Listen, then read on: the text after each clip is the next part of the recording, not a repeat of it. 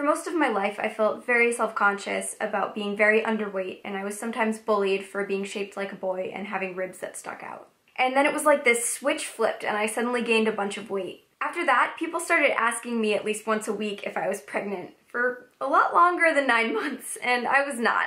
Which also made me feel pretty badly about myself, and not very many of the people asking seemed to care. My experiences with this on both sides really just demonstrates how women's bodies are scrutinized unfairly by not only society, but also by other women. On one side you have that society and the media are set up to benefit thinness. And on the other side you have this whole idea that real women have curves, and if you don't have curves, you must not be a real woman. So really, it's just impossible to please everyone. For some reason, I feel like I have to defend myself for feeling the way that I do about things like this. I don't want people to weigh their experiences with body image against mine. And I don't want my newly acquired confidence to make someone else feel badly about their lack of it. I've also found that sometimes bringing up my own body image issues can also open me up to being judged. People come in all shapes and sizes, but so do body image issues. And just because someone is self-conscious about something does not mean that they're judging you for the same thing. So are we just doomed to be unhappy with our appearances no matter what?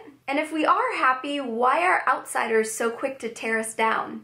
In 2008, I made a video on 5 Awesome Girls called The Real Lauren, where I talked about the pressure I feel to look a certain way in my YouTube videos. Then I confronted my fears head on and took off my makeup, changed into comfortable clothes, and showed what my hair naturally looked like, with the idea that I wanted you to see the real me. But now looking back, I realized that the problem was not that I was actively improving my looks. It's that I was doing it for the wrong reasons.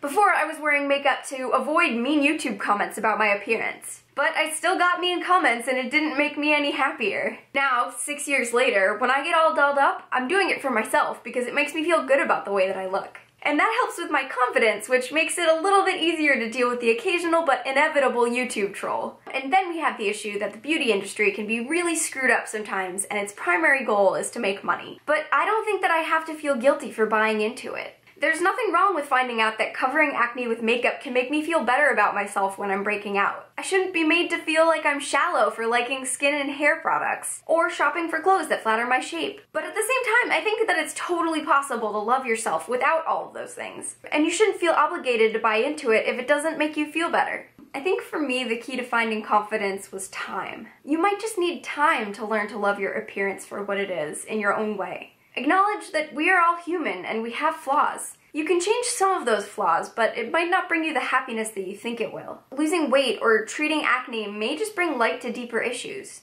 As you get older, your concerns with your appearance may change and you might not be able to deal with them in the same way every time. And no matter how many advice cliches you read, no matter how many inspiring videos you watch, you need to find your own way to come to terms with what you're working with. And that can be scary and difficult, but I think that it's really important. Thank you for listening, and I'll see you soon.